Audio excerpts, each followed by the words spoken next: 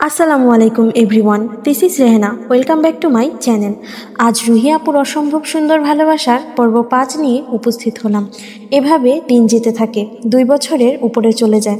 ফোনে কথা বলা, দেখা করা মাঝে মাঝে যেন নিয়ম করেই চলছিল। একদিন বড় আপুর ফোন করে বলল তার সাথে কথা বলবি। আমিও স্বীকৃতি জানালাম। তারপর শান্তকেও বললাম সব কিছু।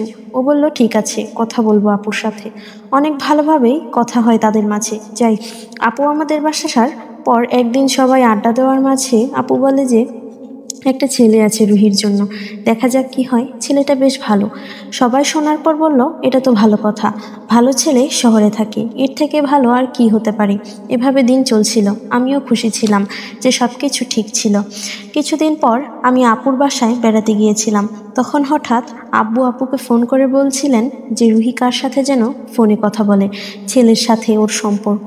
ওরে বল, আমি কিন্তু এসব মেনে নিব না। শুনে তো আপুসহ আমি অবাক, বাবা এসব কিভাবে জানলো? আমি শান্তকে জানালাম সবটা।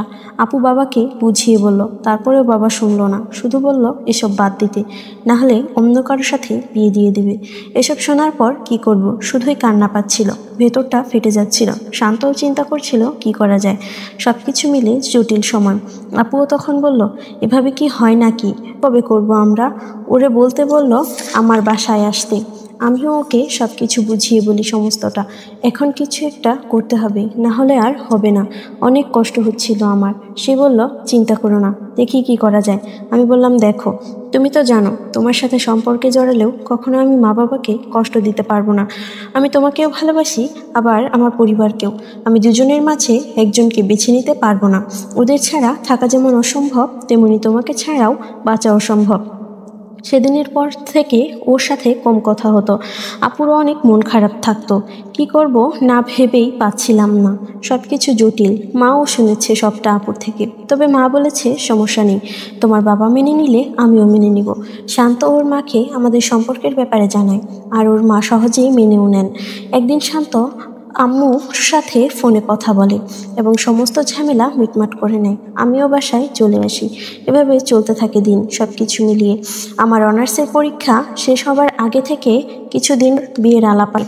আমি ভয়ে ভয়ে শান্তকে সবটা বলি। ও শুনেই রেগে যায়। একদিন একটা বিয়ের সম্বন্ধ আসে। ছেলে ভালো, উন্নত পরিবার, সব দিক থেকে ভালো। ঘরে এসব আলোচনা হচ্ছিল। আলোচনার মাঝে আমি শুধু বলেছিলাম যে আমি কিচ্ছু চাই না, শুধু এতটুকু জানি যে আমি এই মুহূর্তে বিয়ে করব না। অনেক কষ্টে ঘরে এসব কথা আমি বলেছিলাম। শান্তর সাথে কথা হয়, ওকে সবটা বললাম এখন কি করব বলো, আমি আর পারছি না। সে শুধু বলল চিন্তা করো না, সব ঠিক হয়ে যাবে। এই রুহিয়াপুর এই সুন্দর ভালোবাসার শেষ পরিণতি কি হতে চলেছে জানতে হলে আমার সাথেই থাকবেন। ধন্যবাদ।